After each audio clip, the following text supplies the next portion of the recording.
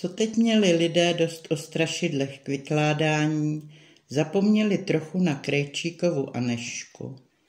Ale po Florikově veselce bylo o ní v celém kraji plno.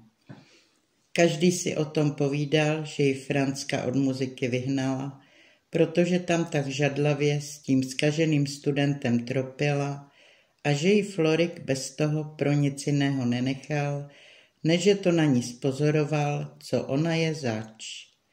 Všechny holky, které se musely tehdáž na ní dívat, jak se pořád se synem vrchního točila a jak se páni jen okolo ní obsypali, mohli na ní teď psí hlavu strčit a vedli o ní řeči, že to bylo hřích poslouchat. Ti, kteří tam nebyli, povídali to po nich, nebo každému skoro se to líbí, když může o někom něco nekalého povídat, a pes by nebyl od holky kus chlíba vzal, jak ji ze samé nepřízně vykřičali. Franzka, kde mohla, ještě na ní popichovala, ač holka před ní vody neskalila a ani jí, ani Florikoj, ani přes cestu nevkročila. Ale čím zamračeněji chodil Florik postavení, čím méně s Franzkou měl a čím častěji na celé týdny odjížděl, tím více si o ní jazyk brousila a tím více o ní říkala, že má mít mužské jako cikánka, jako by ona byla za to mohla. Nesměla si ani nikam dousti vejít, všude by byly před ní zavřely a tak dlouho byly ďouky, vedle kterých v kostele stávala, do ní strkaly, až na hrubou chodit přestala a o raní jen dozadu mezi žebráky poklekla. A i teď nedala Franzka ještě pokoje a říkala, že dobře ví, proč zalézá. Ale nejhůře bylo, když nějaký týden po Franzčině svatbě paní Vrchňová ke Krejčíkům poslala se vzkázáním, jestli by k ní Anežka do služby vstoupit nechtěla. Tu byly její nepřítelkyně na koni. Teď povídali, že to konečně na ní vyjde, jaká to lehká osoba a nikdo, že ji nebude víc moc zastávat, jak to ještě sem tam nějaký človíček si troufal, který holku pozoroval. Obzvláště pan farář nechtěl o tom slyšet, že by nebyla Anežka hodná a na faru směla vejít kdykoliv chtěla. Starý pán i jeho sestra, která mu hospodařila, ji vždy rádi viděli a neohlíželi se ani za mák na ty zlé klepy.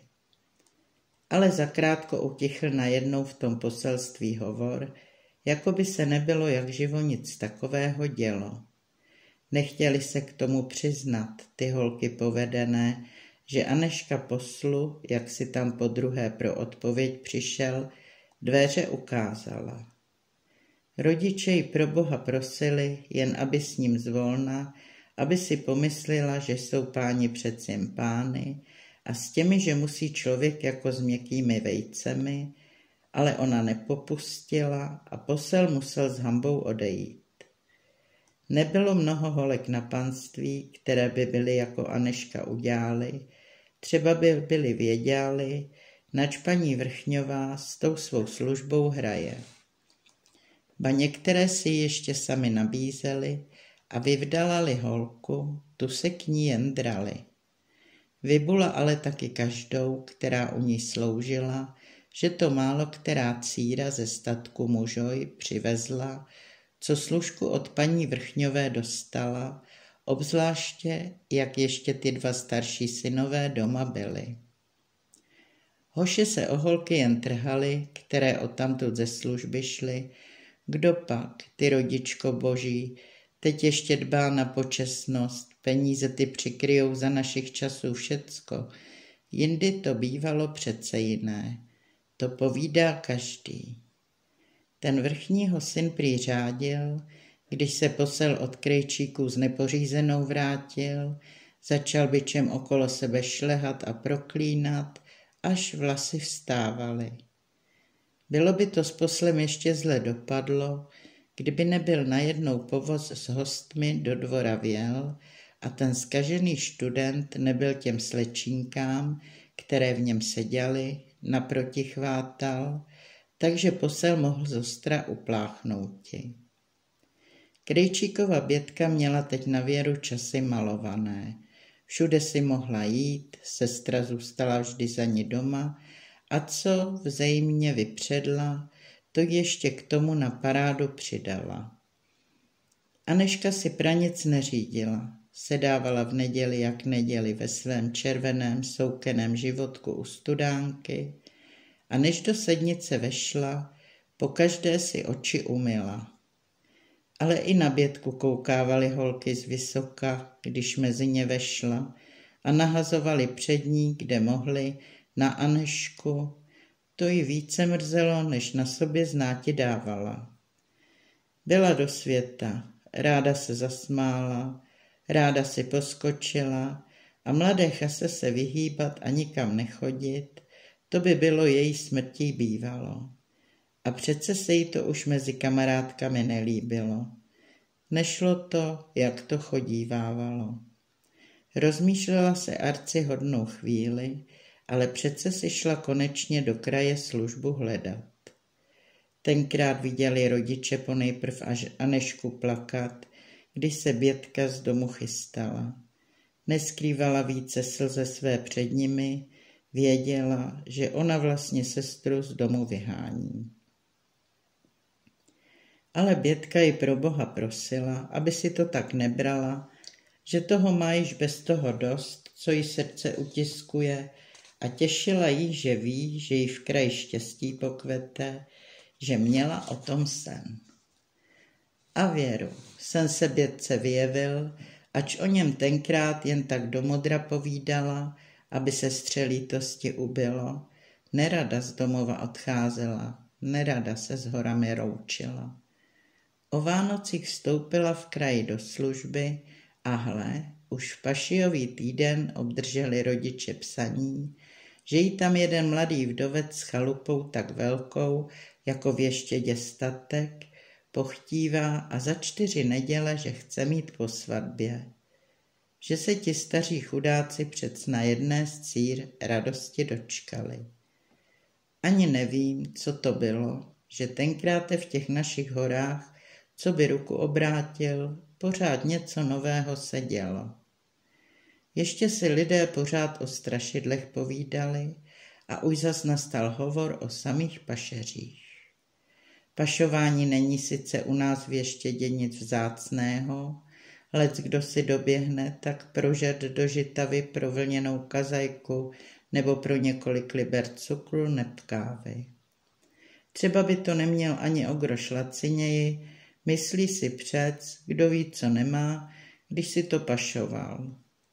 Máme Arci na saské hranice, trvám 3 celé hodiny, ale naše lesy se skoro až k nim táhnou a kdo je jednou v nich, rarach, ať ho potom v tom křoví hledá. Ale každý taky jen ze žertu nepašuje. U nás přibývá lidu tak kořka každým dnem, výdělky nejsou vždy stejné, pole málo nesou a neurodějí se jeden rok bandory, tu jsme všichni posekáni.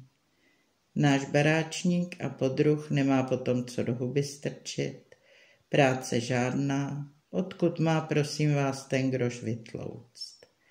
Jsou to zlé věci, zlé, nerada na ně myslím, třeba se takový chuďas zprva dost a dost bránil a na Boha pamatoval, nezbývá mu přece nic jiného, než hříchu se chytit.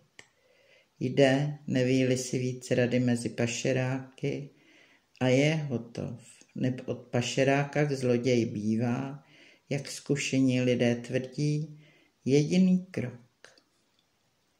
Ale o těchto chuděřích, kteří pro několik balíků cigár každý den v nebezpečí se vydají přijít na hezkých pádle do kriminálu, nešla teď řeč.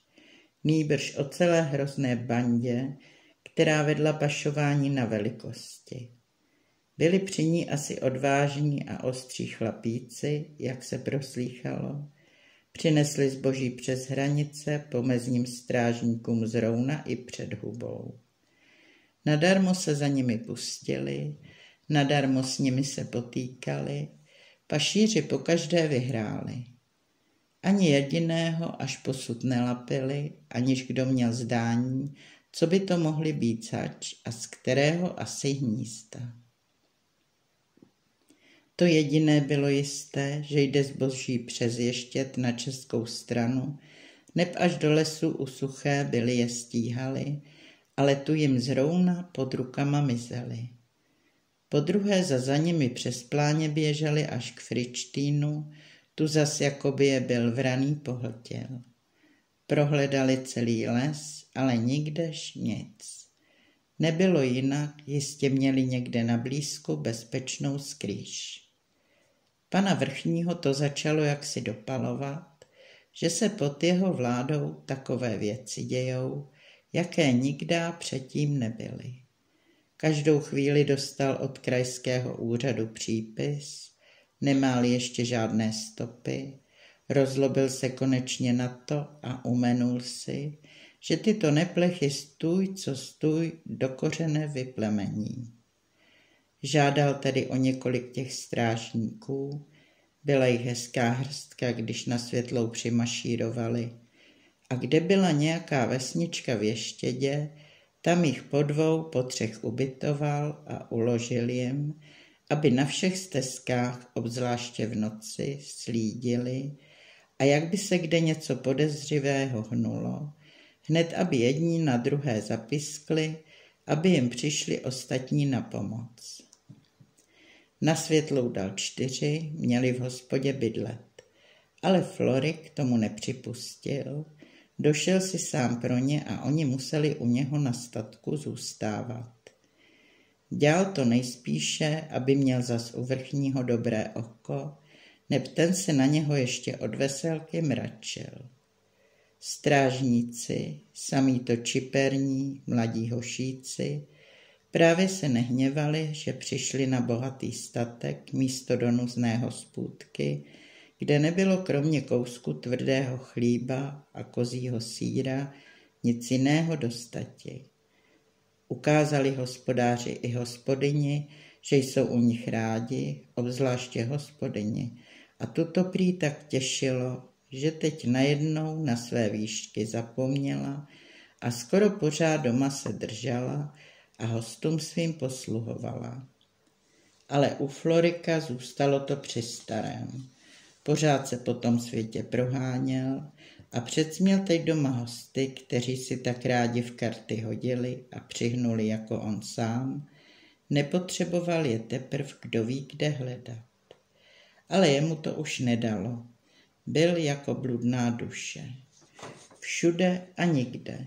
To sám Pán Bůh jen věděl, co tomu člověku scházelo. Od své svatby nebyl k sobě podoben a ještě vyjevenější než na svobodě. Někdy ale zůstal večer před doma, a to nejvíce, když se dali strážníci, než si na hlídku vyšli, do vypravování o pašířích. To si k nim zasedl a válel se smíchy, když k tomu přišli, jak je ti nezbedové podvedli, když si nejistěji mysleli, že už je mají. Do půlnoci byl by je poslouchal a vyptával se jich na každou mrvu. Nejrač ale slýchal o tom pašířském hejtmanovi, to musel být chlapík, pane Bože, šla z něho prý až hrůza. Velký byl prý jako hora a silný jako lev. Ten se uměl prát a potýkat. 10 jich prý přemohl samojediný. Každý měl za to, že je taky nejspíše s tím černým spolčený, nebo to, co vyváděl, to nebylo k víře podobné. Když si mysleli, že ho nejpevněji držejí, vymknul se jim jako ještěrka a skákal po skalách, kam by nebylo ani kůzle stouplo, a pustil se do hlubin, až se člověku hlava zatočila, když se tam jen podíval. Ale pokaždé vyvázl se zdravými údy a když měli za to, že teď někde leží s roztříštěnou hlavou, tu najednou před nimi zas běžál se svým balíkem na zádech a když se zas znovu za ním hojně upachtili a už ho déle nemohli, obrátil se a strouhal jim mrkvičku. Žádná kulka ho netrefila, z čehož mnohý soudil, že je fajksem nebo festem, však ono to bez toho jiné nebylo. Někdy se sešlo více občanů u Florika, aby taky o těch pašířích něco zvěděli, ale jenže před strážníky říkali, že nemají ani zdání, kdo by mohl z jejich krajiny při té bandě být, že to budou nejspíše Němci a nikdo z jejich hor. Říkali si to taky tak mezi sebou. Pořád hádali, ale ničeho nedohádali. Ty můj spasiteli, kdož by se byl taky pravdy jen ve snu nadál. Celé léto až do podzimku číhali strážníci věštědě na pašíře, ale kde nic, tu nic.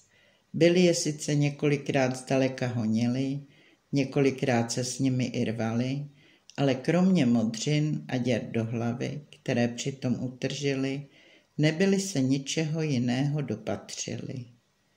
Už je to samotné mrzelo, ale ještě více pana Vrchního. Byl prý až z Prahy dostal, jak říkáme, nos, že je v tak důležité záležitosti tak vlahý. Přijížděl teď každou chvíli na Světlou a dohlížel na strážníky, jestli snad někde nezevlujou, místo co by po té pašířské spřeži střáhli. Někdy byl Florik doma, někdy zas nebyl. Ale to bylo jedno, vždyť to s Franskou nebylo jako s jinou Selkou, která nedovede s pány ani promluvit. Pan Vrchní musel pokaždé u Blažinů slézt a co bylo na statku dobrého a vzácného, tomu přinesla mladá hezká žinka na stůl a po jídle k němu přisedla a věděla vždy tolik šprýmovného, co vypravovat, že tlustý starý pán vždycky vesel a spokojen odjel a úplně zapomněl, že má Florik ještě u něho vroubek. Ba často zapomněl, kvůli čemu byl vlastně na Světlou přijel. Pak to šlo zas několik neděl a všechno zůstalo při starém. Tu přihrčel jednou na kvečerou, když se toho nikdo více nenadál, kočár pana Vrchního jako bouřka na Světlou a za ním přimašírovalo ještě několik strážníků. Teď jim měl pán Vrchní takovou sílu pohromadě, že s nimi mohl zrovna vojnu vésti. Nesměli si ani odpočinout, museli s ostatními v tu chvíli nahora a pousy se roznesla brzo zpráva, že se u úřadu dověděli, že pašíři dnešní noc jistě s drahým zbožím přes Ještěd potáhnou, věděli prý každičké místo, kudy lesem půjdou, strážníci museli je tenkrát jistotně chytit. Pan Vrchní zůstal u Blažinů přes noc, aby mohl s těmi lotry, jak mu je svázané přivedou, hned za tepla protokol zavést. Co se Franska nalitovala, že Florik zas doma nebyl. Ten si byl prý té cti vážil, že má pana Vrchního za hosta. Až posud byli páni vždycky na faře nocovali. Když se na Světlé zdrželi. Bylo to velké vyznamenání, že si tentokrát k Florikovi zajel. Pan Vrchní se ptal, kde sedlák se už zas u všech všudy toulá, ale pousmál se, když slyšel, že si jel pro soudek spravedlivého vína, aby měl čím vzácné hosti uctít. Bál se prý, že by mu ho nikdo podle chuti nepřivezl, protože se vydal na cestu sám, ale mínil na druhé poledne být doma. Teď teprv se panu Vrchnímu ulehčilo, pravil, že bude mít na zejtří po tom tahání z pašíři právě nějakého řádného posilnění zapotřebí a šel si spokojeně lehnout ale dlouho neležel s pokojem. Po půlnoci ho zbudila střelba z hor. Byla tam asi tuhá bitka, neboť více než hodinu padala rána po ráně, než se udělalo zas ticho. Pan vrchní byl v tu chvíli v šatech a poručil, aby ho několik těch nejváženějších sousedů k lesu doprovodilo. Hodlal svým vojínům naproti, ačkoliv bylo ještě tma a chladno. Ale vyšli si hezký kus za ves a ještě necítili, že by někdo přicházel z hor. Došli až k samému lesu, volali, křičali, ano, nikde nic. Došli tedy až k místu, kam byl pan vrchní strážníkům kázal, aby na pašíře číhali, ale smutná podívaná na něho tam čekala. Našel tam své lidi s krvavými hlavami, s prostřílenýma nohama a rukama a ti, kteří nebyli mrtvi, nemohli se domů dovléct. Nadarmo se po chycených pašířích ohlížel. Nebylo po nich nikde památky. Strážníci se prý tak brzo nečekali, lehli si tedy trochu do chmérku, aby se drtínek prospali a posilnili. Ten, co měl být a hlídat, zdříml si taky a než se toho nadáli, byli od té luzy přepadnuti. Bránili se prý, co mohli. To bylo taky na chudácích vidět, ale kdož kdy nad tím pašířským hejtmanem vyhrál. Rval se prý i tenkrát jako posedlý, 3 těch nejsilnějších mužů se na něho vrhli, ale on se s nimi potýkal, jako by si hrál, a všechny 3 skolil, že zapomněli na věky dýchat. Tam u té staré borovice leželi ubožátka všichni 3 vedle sebe nataženi. Pan vrchní zůstal lítostí a zlostí jako bez sebe. Tolik mužů mu byli pobyli, tolik jich poranili a nic, pranic z toho. Z nich nezůstal ani jediný na místě, ani své balíky nebyli zahodili, ba nikdež ani kusa utržené kazajky, ani ztracený nůž neb čepice, aby byl mohl člověk podle toho hádat a něčeho se domakat. Zrovna, jako by byl po nich zametl. Naši občané ho měli co těšit, neznal se ani vztekem a pořád jen si naříkal, jakou bude mít hanbu a mrzutost, že ničeho nepořídil. Zapřísáhl se svatě, že nepovolí, dokud tu zběř všecku na šibenici neodvede, a proto hejtmana, že musí být ta houpačka ještě jednou tak vysoká, než pro každého jiného, i kdyby v něm pokrevního přítele poznal.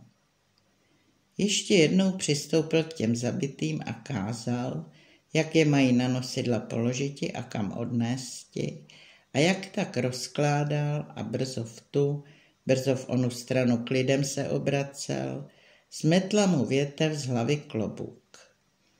Rychtář se hned po něm schýbl, ale najednou vykřikl a místo klobouku sáhl do křoví po něčem, co se tam v prokrvácené trávě blištělo. Ostře mu to pan vrchní z ruky vytrhl. Byla to napolo roztlučená, čistým stříbrem kovaná dýmka. Ale kdyby se byl ještě se sousedy probořil, nebyli by se snad tak lekli, jako když poznali, že dýmka patří Florikovi. Sám pan vrchní strnul, když mu pověděli, komu náleží dýmka, kterou právě na místě našli, kde se byl ten pašířský hejtman samojediný těm 3 strážníkům bránil.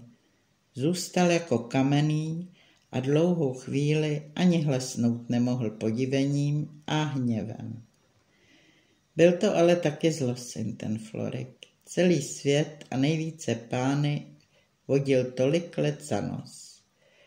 Lidé to tedy přece nadarmo neříkali, že to s ním musí mít nějaký háček. Něco takového nebyl by ale přece ani jeho největší nepřítel o ně myslel. Dlouho trvalo, než si pan vrchní zpamatoval a zase k občanům promluvil. Především jim poručil, aby o tom doma mlčeli, čeho se byli dověděli, že zařídí hnedky na statku výslech a že se dřiju pravdy dopídí, nebude-li nikdo u Blažinů vědět, kam se svými otázkami míří. Ale zrovna jako by byl stromům poručil, aby nešuměli, nikdo z občanů ho neposlechl. Rozkazoval větru.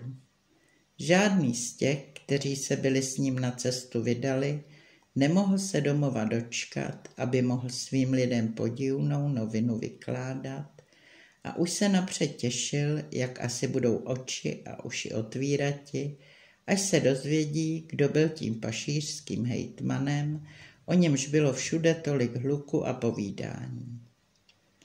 Jeden ze sousedů po druhém se potajmu sebral a utekl panu vrchnímu, a než se toho nadál, byl samojediný s rychtářem v lese a ostatní již dávno doma rozkřikovali, čeho se byli dopařili.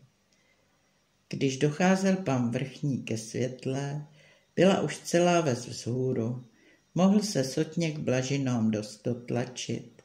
Lidé byli statek obstoupili a rotili a nadávali Florikoj a jeho ženě dost a dost. A Franzka mu padla k nohou, jako do sednice vešel. Klesala z mdloby do mdloby, válela se na zemi a mezitím prosila a křičala, pro Boha jen, aby jí vrchní uvěřil, že je ve všem tom nevina, co si lidé o její muži povídají. Pan vrchní zdvihl. Jak pak by se taky nebyl nad tou mladou krví slitoval? Domlouval jí, aby ve svém nářku přestala, a chceli, aby jí uvěřil, že o ničem nevěděla, co Florik kul, tedy aby upřímně pověděla, co na něm spozorovala. Milá Franzka se nedala dlouho pobízeti. Začala hned plačky vypravovati, že Florik s divnými lidmi v noci domů chodíval a ráno, že byli ti tam. Že jí ze svých cest drahé věci nosíval, ale za to, že musela potajmu jeho krvavé prádlo zapírat, aby se prý lidé čelátkou nedověděli, že se až do krve sepral. A ještě mnoho jiného povídala, z čehož se ukázalo, že byl Florik tím, zač ho vrchní a sousedé hned měli, jak jeho dýmku našli. Mladá žena se tak upřímně zpovídala, ba zjevila vrchnímu i věci, na které se jí ani neptal, a ukazovala takovou ošklivost k svému nezdárnému muži, který byl tak hademdě podvedl a mladý její věk jí zkazil, že jí pan vrchní dovolil postavení chodit jako jindy. Taky jí sliboval, že kvůli jejímu otci pro ní udělá, co bude jeho možného, a najmění její, že nikdo nesáhne, dokáže-li před soudem tak jasně, jako teď před ním, že o Florikových kouskách zdání neměla. Po hospodyni pak vrchní vyslýchal čelátku, ale k těm už nemluvil tak tenonkým hláskem jako k Franzce. Byl to pán, který si dovedl, jak se patří, zahrozit. Každý měl u něho šatlavu jistou, koho by byl ve lži zastihl. Mezi samým vyslýcháním a spisováním přišlo poledne, pan vrchní byl dal celou vesnicí strážníky, svolanými z ostatních vesnic, v úkol obstoupit, aby mladého sedláka hned popadli, než se ještě nadíti mohl, co se na statku děje. K polednímu se měl podle Franzky vrátit, ale hodina po hodině minula a nikde nebyl jeho vozík ještě k spatření a od nás ze Světlé je přece na hodinu cesty k městu vidět. Pan vrchní se toho lotra už ani dočkat nemohl. Vylezl samou netrpělivostí až na kostelní věž a rozhlížel se po něm po celém úkolí.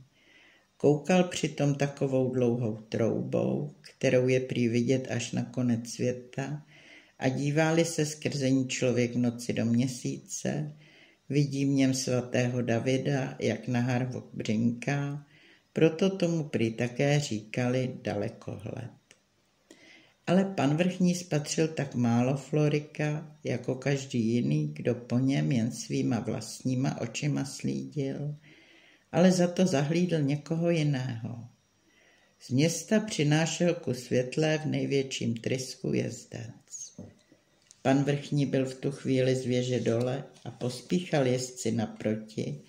Věděl, že mu něco důležitého nese, jinak by nebyl koně popoháněl, jako by ho byl chtěl přetrhat. Měl dobře. Jezdec byl nový lesník z Fridštýna, slyšel o pašeřích, když službu nastoupil a pilně po nich slídil, ale ničeho podezřivého až doposud se nedopídil. Dnes noci ale viděl několik mužů v největším spěchu s balíky na zádech okolo myslivny uhánět, vzal pušku a pustil se za nimi a viděl, jak jeden po druhém v Starém hradě zmizel. Mýval o tom starém zbořeništi prý hned své myšlenky, ale teď nabyl přesvědčení, že tam bude ta pašířská skrýž. Běžel hned do vesnice, zbudil rychtáře, pobízel sousedy, aby se s ním na cestu vydali a to staré hnízdo obstoupili, že ty čisté ptáčky tam teď všechny pohromadě chytit musejí, ale sousedé nechtěli o ničem slyšet a stáli pořád na výmluvě o strašidlech, buď že se jich skutečně báli, nebo ze strachu před pašery. Ty se prý každému, kdo proti nim mluví a jedná, krutě mstívají, proto asi taky předešlý lesník mlčal, ať zajisté lecos věděl a viděl, co v pořádku nebylo. Lesník musel tedy sám až do města pro pomoc. Tam se dověděl, že je všechno zbraných mužů v horách. Pustil se tedy za nimi až na Světlou. Žádal vrchního o několik udatných chlapíků, kteří by se dovedli proti těm lotrům postavit, a vyprosil si zároveň dovolení, najdou-li tu peleš prázdnou, čeho se skoro obával, neboť pašíři měli po celý den času dost upláchnout, aby ji směli nejméně zasypat, by se tam nic takového více zahnízditi nemohlo. Tato moudrá řeč se panu vrchnímu ukrutně líbila. Vypravoval lesníkoj, co se bylo tu noc zas v horách přihodilo, a zaradoval se, jako by byl panství vyhrál při myšlence, že v Starém hradě snad Florika lapnou, neboť ještě nebylo o něm nikde vidu, a pan vrchní se už začal potajmu strachovat, že snad pašíř větřil, co se děje, a přes hranice mu uklouzl. To by byla pěkná kaňka bývala. Nebyli by mu potom lidé vyčítali, že měl místo protokolu rač dát pašíře stíhat, dokud nemohli být ještě daleko, na to čmárání, že měl později času dost. Poručil hned, aby polovice mužů, co jich na Světlé bylo, s lesníkem k Fridštínu na cestu se vydala, druhá polovice musela statek a v úkolí hlídat, aby byla hned při ruce, kdyby se Florik buď přece vrátil, nebo něco jiného se vyskytlo. Který sedlák měl koně, ten ho taky musel přivést, aby se strážníci dřív na ten starý hrad dostali. Už se začalo smrákat a na Fridštín je po silnici hezkých pár hodin, po pěšinkách je tam člověk mnohem dřív, ale tamtudy nemožno s koňmi. Celá ves se zběhla, když strážníci na koně sedali. To bylo nějakého proklínání. Ti, kteří s Florikem nejčastěji napili, dováděli teď nejvíc a těšili se už, že se půjdou podívat, až ho budou věšet. Tak to dělávají přátelé, když se na člověka neštěstí hrne. Franzka stála sama v sednici a poslouchala, co se to venku tak náhle zhluklo. Nevěděla ještě, co se děje, a myslela, že to snad už Florika vedou. Neboť nepřelhala pana vrchního, muž její opravdu řekl, aby ho na poledne čekala. Ale koňský dupot zponenáhlu utichl a v sednici se udělalo mrtvo a ticho jako předtím. Franzka si sedla na falousek a dala se zas do přemýšlení. Však také měla proč. Musela si už napřed vymyslet, jak na úřadě pánům odpovídat, aby se nespletla a pořád na jedné věci stála. Páni prý dovedou člověka otázkami omámit, že jim vleze do pasti, ani se toho nenaděje. To vždy slýchala, musela se tedy míti na pozoru. Tu se jí zdálo, jako by někdo na nejzadnější okno, na to právě, co šlo do sadu, zaťukal.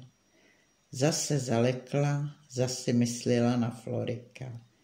Ale ani se nepohnula, ani se neozvala. Nechtěla s ním nic více mít a jen o tom měla myšlení, jak by se sama z bahna dostala. Mohl se sám starat, jak z toho vyvázne. Dbala jenom o sebe. Zapomněla Franzka, jako ho byla vždy sama pobízela, jen aby šel a pánů se nebál, že na něho nebude mít nikdo podezření, a jak se těšívala, když jí ze svých křivých cest drahé šaty a zlaté šperky přinášel. Dobře, předobře věděla, při jakých půtkách si byl prádlo zakrvácel, kterému potajmu právala. Ale na se nežalovala, poštívala vrchního jen pořád na něho. Zas to na okénko zaťukalo, ale ne. Tak Florik neklepával, když se chtěl v noci potajmu se svými kamarády domů dostat, bylo to klepání jiné a France přes povědomé. Taky jindy její malé přítelkyně volávaly, když chtěli, aby s nimi šla do lesa na jahody. Tatík ji nechtíval pustit, bál se o ní, ale sotně to ťuk, ťuk, ťuk zaslechla. Již taky z dveří vyklouzla, aby nevěděl. Ze starého zvyku skoro proti své vůli přistoupila k oknu, ale couvla, jak se ven podívala. 2 oči na ní zasvítily z úmrlčí tváře. Hrůza jí obešla. Myslela, že jí to smrt do oken kouká, jak to bývá, když má někdo z domácích ještě tu noc oči zavrátit. Ale brzo se přesvědčila, že to venku nestojí smrt. Sklo v okně zacinkalo a Franzka poznala, že je to Aneška Krejčíkova, která ho byla fjertochem promáčkla, aby k ní mluviti mohla. Vypadala ale právě jako nebožka. Kde máš Florika? Ptala se jí holka a zuby jí drkotaly jako v největší zejmě. Nebylo jí skoro ani rozumět. Franzka se vzpamatovala, jak zaslechla lidský hlas, ale všecka její stará nenávist a zášť na kamarádku se v ní zazdvihla, jak ji před sebou spatřila. Co ty se máš na něho co vyptávat, ty poběhlice? Osopila se na ně. Už si zapomněla, co jsem ti slíbila, ukážeš-li se mi okolo stavení? Jak jen teď na takové daremnosti mysliti můžeš? Lomila holka rukama. Když víš, jak to s mužem tvým dopadá. Chytějí-li ho, je s ním zle, to víš dobře jako já, protož mi honem odpověz. To ty s tomu ráda, viď, že mu to takové přišlo. Píchla Franzka holku, která se třásla, jako by se byla hlavnice o ní pokoušela. Za to, že tě sedět nechal a že se teď nikdo jiný s tebou ošidit nechce. Až bude poušem, pak si svůj jazyk zas o mě podle libosti brus. Dovolím ti všechno, ale teď se nade mnou smiluj a pověz mi, kde je Florik. Musím to vědět. Prosila jí holka se sepjatýma rukama. Podívejme se na toho chytrého ptáčka. Posmívala se Franzka. Chce, abych jí pověděla, kde je muž, aby mohla jít a jej udat. Ty jsi na mě nedozrála, ty potměšilko. Viď, to by se ti líbilo, aby ho oddali s provazníkovou círou za to, že nechtěl dát odat s tebou. Franzka sotva dořekla, zas uskočila leknutím. Holce se oči tak divoce zajiskřily, jako by ji byla chtěla probodnout. Nepřestaneš-li utrhovat a v tu chvíli mi nepovíš, kde je Florik, abych mu mohla běžet naproti a pověděla mu, co se zde proti němu osnuje. Udělám si zde před tvýma očima smrt, ale dřív půjdu k vrchnímu a povím mu, že si ovšem věděla a mužoj pomáhala, aby tě tedy pokutoval, jak bude tvou vinou Florik pokutován. Nepodaří-li se mi jej varovat. Franzka se začala Anežky bát. Byla v stavu dokázat, čím jí vyhrožovala.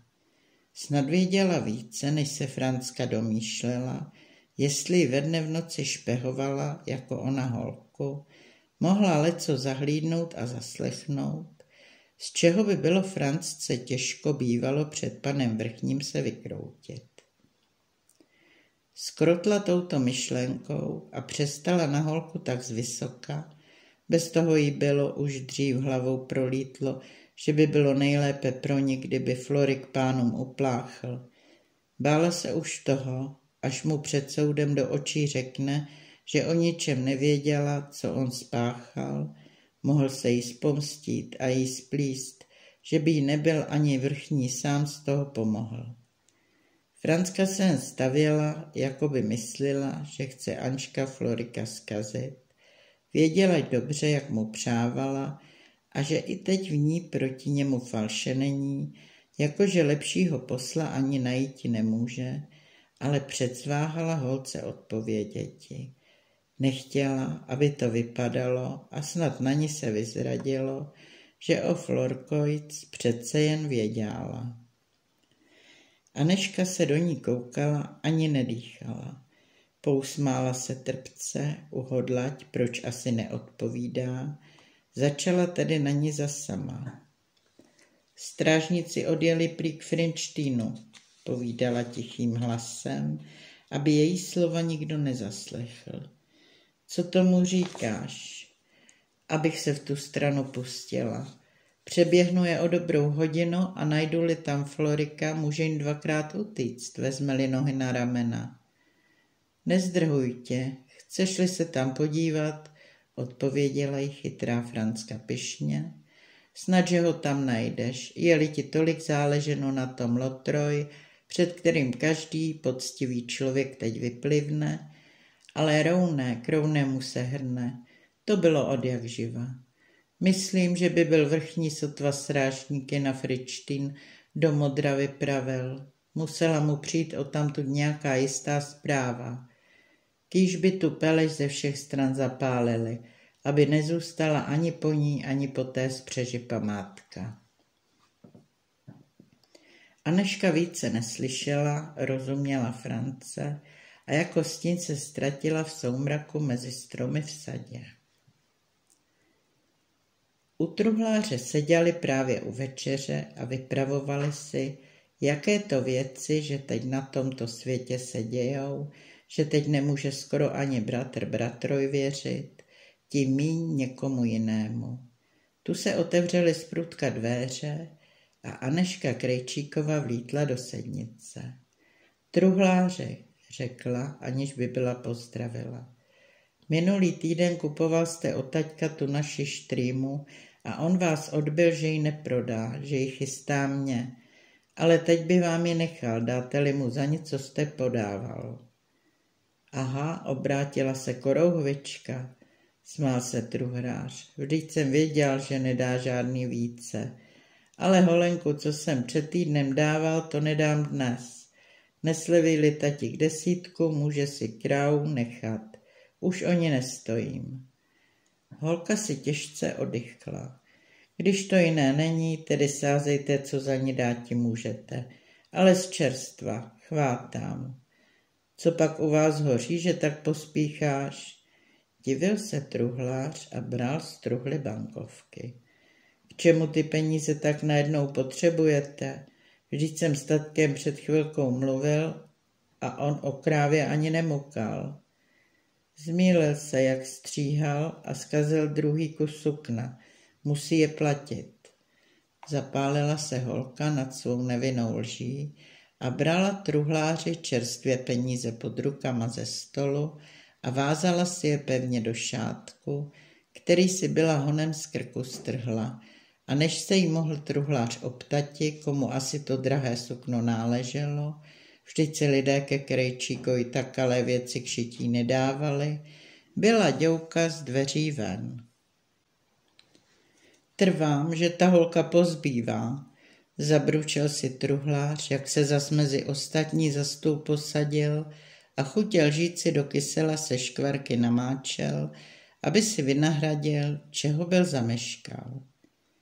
Venku fučel vítr ostrý jako meč, každou chvíli přehnal přes měsíc těžkou chmuru, že nebylo na krok cesty před sebe vidět, a z ní se spouštěl dýšť tak sichravý a studený, že člověku jako sty je helšat prosákal. Ve vesnici i na vůkolí bylo mrtvo jako na poušti, kdo nemusel, ten taky z baráku ani hlavu nevystrčil, ale navzdor špatnému počasí brala se přece holka z vesnice k horám a sotva měla poslední stavení za sebou, uháněla s větrem o závod. Byla bosa, vlasatá, bez kabátku a loktušky, ba ani šátek na krku neměla. Ale Anežka necítila ani zimu, ani dýšť, běžela jen pořád kupředu po nejkratší pěšince k Fričtínu.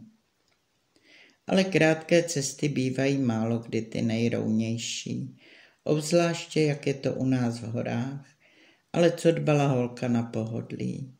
Co si dělala ze skal, na kterých její nohy krvavé šlépě zanechaly?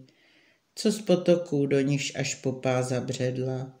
Co z ostrých kořenů, přes které padala? Co z pichlavých větví, které jí tváře až do krve zašlehaly? Myslela jen, kudy je nejblíž, a nevyhnula se ani skále, ani vodě, kdyby si tím byla o 10 kroků zašla. Mířila pořád přímo k starému hradu, z lesa po plahočině a plahočinou zas do lesa, a nevěděla ani, jestli měkce nebo tvrdě stoupá, jestli jí to chladí vlahý větřík uhřátou tvář, nebo jestli jí to jehličí kůži ošlehuje. Někdy se zastavila a naslouchala k silnici. Kroužila se pod ní hluboko v údolí jako had, ale mimo meluzinu, která se někdy v povětří nad ní zaplakala, neozval se široko daleko jiný zvuk. Vojáci museli být ještě daleko za ní. Holku to pokaždé u srdce píchlo, že je kolem tak ticho a že ten svět jde pořád tím svým starým chodem, jako by bylo všecko jindy. A na Florika tak hrozný osud se nevalil. Najednou se začalo v temném lese šeřit. Dyšť přestal a měsíc se zmračen vykoulel, jasný jako rybí oko. Vesele svítil holce na její smutné cestě, ale už nebyla dlouhá. Udělala jen několik kroků ještě a stála na pasece nad Fričtinskou myslivnou. Starý hrad se vypínal na 4 hodinky cesty před ní. Teď teprv, když zbořeniště spatřila, stáhlo se jí srdce strachem. Zastavila se na chvilinku a hleděla k těm šedivým zděm a myslela si, jestli v nich přece Florika najde a jak to s ním asi dopadne. Tu jí něco zezadu popadlo a chtělo jí to zvrátit. Holka byla silná a mrštná, nedala se a vymkla se statně huňaté, strašlivé postavě, která jí byla přepadla. Máte po komedii, pravila holka a nic se strašidla nelekala. Už věděla, kdo to na Fričtíně strašil a proč to bylo. Hleďte, abyste se odsud co nejdřív dostali. Vrchní ví všechno a vojáci už jsou na cestě za vámi.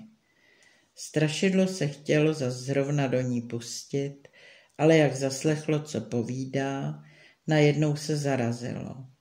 Rozmýšlelo se, jako by nevědělo, máli holce věřit, čili nic. Ale najednou se obrátilo a uhánělo pryč do nejtemnější houštiny, co mu jen nohy stačit chtěly. Pověz, křičela Anežka za ním, pověz, je-li kdo na hradě. Ale křičela nadarmo, kdež už bylo strašidlo. Máš, přátelé, Floriku, máš, vzdychla si holka bolestně, zrovna takové, jako je tvá žena. Dokud ti bylo blaze, drželi se tě zuby nechty a teď, kde jsou zlé časy na tebe, ukazujou ti paty. Ale v tom mi napadlo, že by snad přece nebyl přestrojený pašíř jen tak beze všeho utekl, kdyby byl ještě někdo na hradě. Drželi prý pevně dohromady a jeden druhého neopouštěl. Snad se už byl vydal Florik k domovu. Už ho viděla, jak se ničeho zlého nenaděje a svým drábům právě do pasti vchází. Krev v ní stydla při této myšlence, dala se znova do útěku a v několika skocích stála v zbořeništi. Stála tam dlouho jako bez sebe, srdce jí tlouklo, hlava se jí točila, div, že se nezvrátila. Trvalo to chvíli, než se zpamatovala a opatrně se ohlížeti začala. Bylo ticho v těch starých, křovím obrostlých rozvalinách, jako na hřbitově. Nikde ani hlásku, jen někdy si v staré věži Soncova zahoukla, až holku zimomorka přeběhla. Věděla, že je to zlé znamení. Dodala si srdce a začala po hradě zlehonka chodit a po lidských stopách pátrat. Ale čehož se mohla v noci bez světla dopátrat. Teď teprv jí napadlo, že neměla jen tak beze všeho na cestu se vydat. Ach, jak si vyčítala, že tak zbrkle z domova utekla, beze všech prostředků a pomůcek, že si ve svém smrtelném strachu nevzpomněla, čeho jí mohlo býti potřeba.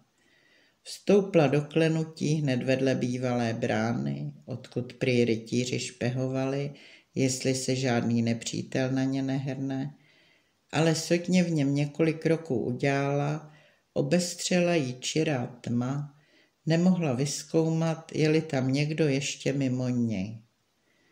Zrovna tak se jí dařilo v jeskyni, kde prý bývala ta rytířská kuchyň, jen napřed, kde měsíc trochu svítil, mohla se obhlídnouti, ale dál dozadu bylo temno jako v hrobě. Nadarmo makala po vlhkém kamení, jestli tam tudy nevede nějaký vchod do hradu. Vyšla ven, jak byla vešla, nevyzkoumala ničehož. Co si teď měla počít? Měla křiknouti, křiknutí mohla všecko prozradit. Noc byla teď tichonká, že se každý zvuk široko daleko rozléhal a byl by se jí Florik hlásil, kdyby byl své jméno zaslechl. Naopak, byl by se snad ještě lépe skryl. Že ho to volá její hlas, na to by byl málo dbal. Snad ho ani více neměl v paměti. Léta uplynula, co ho neslyšel. Holce klesala mysl. Čas ubíhal jako voda, každou chvíli přicházeli strážníci k hradu blíž, mohli tam být, než se jí podařilo Florika najíti a dát mu výstrahu. Zoufalost na ní šla v největším svém strachu, vrhla se na zem a volala z hloubi duše své k Bohu, aby ji neopustil. V tom jakoby vedle ní v křoví bludičky poskakovaly. Polekaná vyskočila, aby se jim uhnula, než ještě omámějí a kdo ví kam zavedou. Ale teprv teď si povšimla, že to nejsou žádná světýlka, nýbrž mdlá zář, která ze zdi staré kulaté věže vyskakuje a zasmizí. Vděčně vztáhla ruce k nebi. Bylo patrno, že kdosi ve věži dosud mešká. Ale jak se do ní dostat? Obcházela ji kolem, ale ač byla vždy slýchala, že je do ní napolo zasypaný vchod, nemohla se ho před ze žádné strany dopídit. Všude bylo rumu a křoví, zrovna jako naschvál narounáno. Už si nevěděla jiné rady, když pořád nadarmo okolo ní slídila, než s kulinkou, kudy světlo vycházelo, zavolat. Pojdi z toho, co pojdi. Co ale potom, když tam Florik nebyl a namísto něho nějaký divoký chlap se na ní vyřítí? Zamhouřila oči. Nesměla na to ani pomyslet. Najednou se záře úplně ztratila. Ve zdi to zašramotilo, jak by někdo velký kámen odvaloval. Načež mužský opatrně nízkým a úzkým průchodem vylezl. Narovnal se, když byl venku, podíval se na hvězdy, jak je asi už pozdě, naslouchal do dálky a zahoukal jako předtím sova. Jak ruce k ústům pozdvihl, aby se jeho hlas více rozléhal, bylo vidět, že má jednu ruku krvavým šátkem obvázanou. Chvíli čakal jako na odpověď, ale ono nic. Jen v borovici, která jeho procas až podnes na věži se houpá, zahvízdl vítr a cuchal její silné větve. Zavrtěl hlavou, zahoukl znova, poslouchal zas v stranu k lesu, odkud byla Anežka přišla. Snad se mu měl pašíř ozvat, který utekl, místo co měl zůstat na stráži. Ono zas nic. Za to se mu ale někdo ozval, koho by se byl zde na světě nejméně nadál. Ustoupil se zježenými vlasy, vypoulenýma očima jako před duchem, před Anežkou. Jen se mne tak ukrutně nelekej, Floriku, pravila holka a srdce se jí v těle obrátilo, jak ho tak před sebou viděla, asi pomyslela, že nemá přítelínka na tom celém širokširém světě. Ještě není tak zle, jak se domníváš. Páni sice vědí všechno, našli v leze tvou fajfku. A lesník fričtinský vás viděl v noci k hradu utíkat. Poslali jsem za vámi vojáky, ale ti zde před půl hodinkou nemůžou být. Upláchneš jim hračkou, vydáš-li se hned na cestu. Florik se popadal za hlavou a koukal jako pomatený okolo sebe. Tedy nás přece mají, přece, mumlal mezi zuby, zapomínaje překvapením se přetvářeti a zapírati. Však jsem si to hned myslel, jak nás jich v lese taková síla přepadla, že máme udavače mezi sebou. Kdybych věděl, kdo to jen, ten by se mohl těšit. Ale co ty tu chceš? Obořil se na holku. Přišla ses mi posmívat, jak daleko to se mnou přišlo, nebo stojí zde snad místo kněze a chceš mě na smrt připraviti, než mě v konopí utopějí? Bůh ti tvé zlé řeči odpust, Floriku, zaštkala Anežka a byla by skorem omdlela. Taková se na ní hrnula lítost, že Florik tak žadlavě o ní smýšlí. Ale mluv si, co chceš, jen dělej, abys co nejdřív se svými kamarády odsud přišel. Jiného si od tebe více nežádám. Hranice nemáš daleko a v tomto šátku ti nesu pár grošů, peněz, abys nemusel snad sebou vzít, co patří jiným. Vždyť jsem věděl, že ty nic bez kázání neuděláš, zaškaredil se Florik. Ale mohla si cestu uspořit, jestli to na mě venku, že já jsem byl tím pašířským hejtmanem, před kterým se každý třásl, tedy je to venku. Nebudu se pánům skrývat.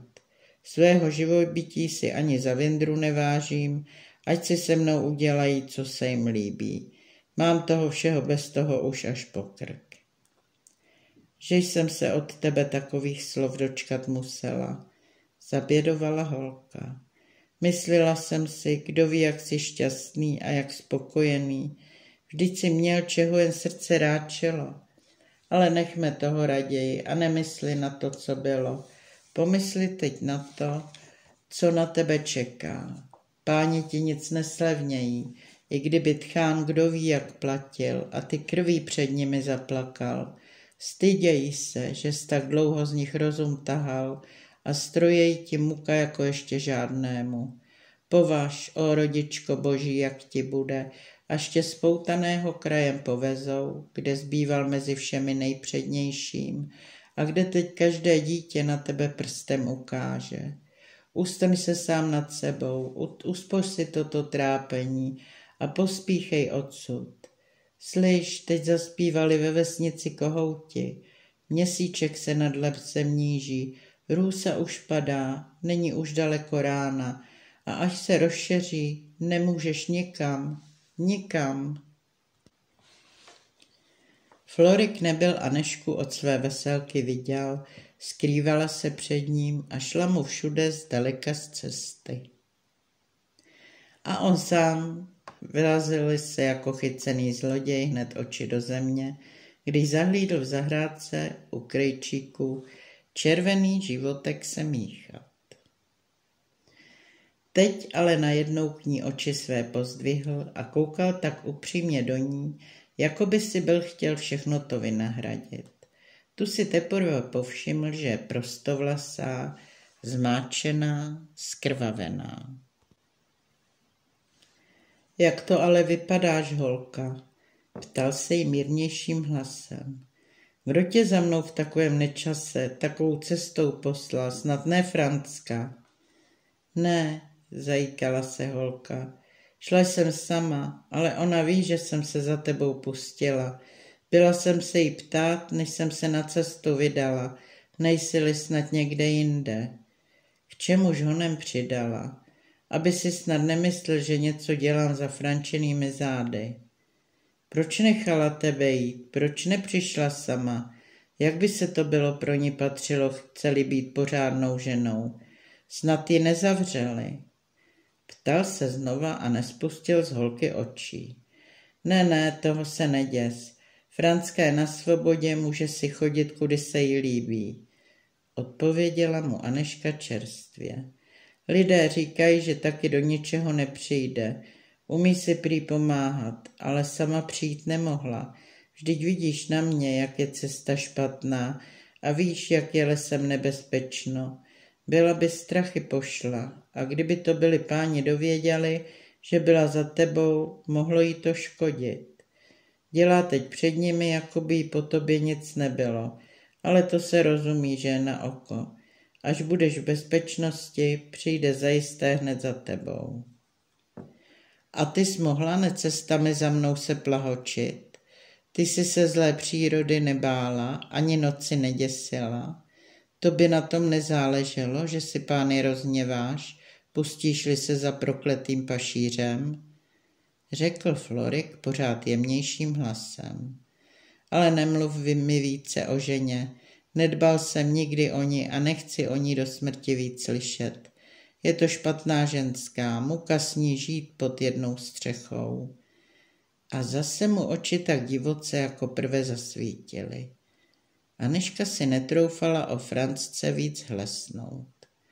Poslyš, holka, začal po krátkém promlčení. Teď není, jak sama víš, kdy k dlouhému otálení. Ublížil jsem ti ve vzteku, že jsi mě nechtěla a nechtěl jsem ti taky ublížit, ale vím, že přece víš, jak to se mnou dopadlo. Třeba jsem se s tebou nescházel, proto přece jsem na tebe nezapomněl. I kdybych byl chtěl, nebyl bych to ani dokázal. Něco tedy za něco. Chceš-li, abych upláchnul, musíš ty se mnou. Pro svaté rány, jaké to hříšné řeči vedeš v takové době, zděsila se holka. Jak bych mohla já s tebou jít a s tebou šťastnou být, když máš svou ženu, kterou si před Bohem a lidmi pojal. Zaklínám tě, aby ses více nezdržoval. Máš nejsvrchovanější čas, chceš-li se odtud dostat. To víš, že to, čeho si na mě žádáš, nikdy neučiním. Mohl jsem to vědět napřed, skřikl Florik, jako tenkrát u studánky, že jsi mě zas jen mámit přišla. Odjakživa to bylo takové s tebou. Pokaždé, když jsem myslel, že na mě přec jen mráda máš a nikdy více ode mě už neupustíš, odstrčila si mě pro nic za nic jako prašivou ovci. Ale dobře, nechceš-li se mnou, nehnu se tedy taky odsud. Nech si mě chytnou a svážou a do nějaké vlhké tmavé žumpy zavezou, kde dřív slunce nespatřím, až mě povedou, aby mě krkavcům na hody pověsili. Zadrž, pro boha, zadrž, ho řekovala holka a padla před ním na kolena. Ty, jedině si mého neštěstí příčina, zvolal pašíř a nic na to nedbal, že začalo nebe k malé skále už blednout a měsíc, že za hora zacházel. Protože jsi mě nechtěla a k jiné holce nutila, jen aby zbíla jako beránek do nebe vejti mohla a ani poskvrnky na tobě nebylo k nalezení. Byl jsem chlap do větru, nezapírám to před nikým a rať jsem lidem, co na chvál udělal, než kvůli, ale s tebou bych byl duši rozdělil a čemu bys ty byla bránila, toho bych byl taky nechal. Ale tobě než záleželo ze mě co kalého udělat. Ty modlářko, ty jsi jen chtěla v zpovědnici svou ctností se blištět, za 4. přikázání plníš. Ty s tím vina, že jsem se stal z tuláka a z hejřilce pašířem, s pašířem mordýřem. Ty jsi mě dohnala, že mě nikde jinde volno nebylo než v lese, když vítr skučel a větve lámal a pušky bouchaly a kulky lítaly a já se rváti mohl jako ta divá zvěř. Jen tak jsem červa přehlušil, který mi na srdci hlodal. Holka ležela před ním s tváří zoufale v zem zarytou, ale najednou se zdvihla a poslouchala do dálky. Opatrně rozhrnula keř, za kterým se s Florikem stála, a synala jako smrt. Natáhla ruku. Pašíř se podíval, kam ukázala. V ranní mlze se v údolí něco zablištělo. Florik sebou trhl a sáhl si honem zdravou rukou za pás. Měl tam pěkně vykládanou bambitku. Je amen, řekl tiše, ale hlas jeho zněl dutě jako skripty. Ještě ne, volala holka a najednou stála pevně na nohou, tváře se jí rděly, oči se jí jiskřily. Arci, cestou teď více nemůžeš, ale co na tom? Půjdeš jinudy. Na východní straně se spustíš, máš odtamtud ještě blíže do lesa. Co si z toho dělá, že je tam příkrá skála? Vždyť umíš lézt a skákat jako kočka. A vší silou popadla zdráhajícího se za ruku a táhla ho k místu, odkud myslela, že se bude moct z hradu do lesnaté doliny spustit a nepozorovaně uniknout. Ale sotva ta mezi ty zbořené zdi vstoupila, které u samého kraje propastě stály, a do údolí se podívala, už zas ucouvla, jako by byla na hada šlápla. I v tu stranu se dole mezi stromovým bodáky a ručnice blištěly, a tam zás a tam ještě dále také. Celý hrad byl obstoupen a už se několik strážníků s nataženými kohoutky po úzké písčité pěšince opatrně nahoru k zříceninám ubíralo. Florik je divokým zrakem měřil. Hleď upláchnout, holka, v šarváce proběhneš snadno, nedám se jim tak lehce, ať jsem v hradě samotný, budou mít přece hezký kus práce se mnou. Lec který z nich, který sem vejde hlavou vzhůru, odejde odsud nohama napřed. Snad bys nechtěl zrovna ruce nevinnou krví si przněti, křikla Aneška přidušeným hlasem a v tu chvíli mu sáhla za pás a bambitka letěla do křoví. Tedy chceš, abych pošel jako pes a těm holomkům ani bránit se nemohl? zařval Florik bez sebe vztekem. Nebudeš více zabíjet, pravila holka tak pevně, jako by se byla náhle v silného muže proměnila. Aniž se tebe někdo z nich zaživa dotkne. Ne, tyto tvé ruce nikdo nespoutá, tvé tělo nebudou drábové bičovat a duši tvou neumořejí strachy a hrůzou žaláři. Tito lidé, kteří mají kámen místo srdce v prsou, nebudou tě soudit, nesmějí tě zavraždit. Ty se utečeš k vyššímu soudci a já půjdu s tebou, abych tam za tebe orodovala. Holka vypadala, jako by ani nebyla z prachu a hlíny stvořena. Něco nadlidského jí z očí zářilo, když na propast u svých nohou ukázala a ještě jednou zašeptala. Půjdeme spolu. Florik ji v tu chvíli porozuměl a trpce se na ní pousmál. Máš dobře, už jsem sám na to myslel. Ujdu jim zas, jak jsem jim už 100krát ušel. Teď nebo za několik neděl, bude to aspoň čerstvěji odbyto. Jdi tedy s Pánem Bohem, není to divadlo pro ženskou. Nepůjdeš beze mne, zvolala Anežka a zachytila ho za ruku. Vždyť si mě před chvílí o to sám žádal, abych tě nepustila samotného a teď bys mě chtěl odhánět. Jen si ale pomysli, co to počínáš, bránil se jí Florik vší mocí. Což chceš najednou duši svou provždy zkazit? Vždyť to, co hodlám, u tebe dosud platilo za hřích smrtelný. U mne to něco jiného.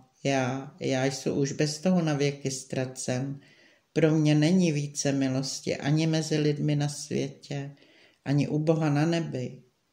Což nevíš, nešťastníku, že je Bůh věčné slitování, že jen člověk ve své slepé zášti neodpouští? Skřikla holka a ponejprv ve svém životu padla Florikoj okolo krku. A neobstojíš-li před jeho svatým soudem, zamítne-li tě před ve svém spravedlivém hněvu, nuže, půjdu za tebou do věčné temnosti, abych tě tam těšit mohla, což je mi po nebi, kde tebe není. Florik ji k sobě přitiskl a více neudržal. Proudem vyhrkli tvrdému muži slze z očí. Nechceš-li jinak, tedy se mě pevně drž, aby nás roztrhnouti nemohli a spolu v jeden hrob zakopati museli. Ty nevěsto má jediná. Neboj se, hochu můj, usmála se Anežka a její plavé vlasy se v ranním úsvitě třpitily jako záře okolo hlavy světice. Už nás nerozloučejí ani lidé, ani Bůh. Skok, vzkřiknutí, byli svoji pro věčnost. Dole v lese u potoka je zahrabali, nevykropili jim hrob, ale bledé jitro jim ho denně kropí svými stříbrnými slzami. Nepostavili jim kříž, ale nejštihlejší smrk se pne nad jejich mladými těly k nebesům. Nepomodlili se nad nimi, ale mladí ptáčkové jim šveholejí každé jaro sladkou píseň o věrné milování. Dávno na něj zapomněli, ale matička země věnčí jejich rov ještě každý rok fialkami a nevadnoucím břečťanem. A já, slzíc, kladu na něj toto prostinké kvítko.